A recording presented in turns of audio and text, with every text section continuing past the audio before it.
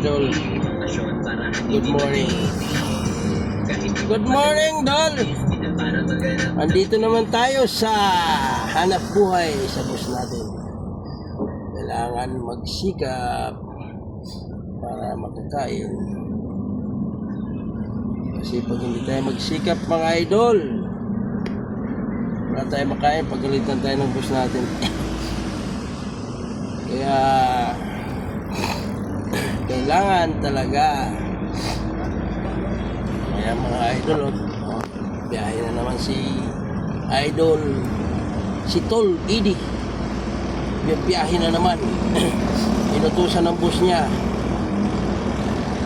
Siyempre, pag-utos ng bus, sundin natin para hindi tayo masisante. Ganun ang buhay natin. Tayong mahihirap, pero masarap. Tayong mahihirap. Ano sunod ng mamaya? Yun ang nagsasabi sa atin. Kung anong gusto nila, yun ang gusto. Kasi sila ang bus eh. Sila ang nagsahod sa atin. Doon tayo. Kung saan na tayo nagbubuhay, doon tayo nagbubuhay. Kaya sa walang panahon, kahit yung bus ko, kahit anong oras, pwede ako mag-send. Kasi boss, mabay sa tagal ko na sa kanila. Tao na. Siyempre, walang buhay ngayon. Hirap kung wala akong sinasandalan.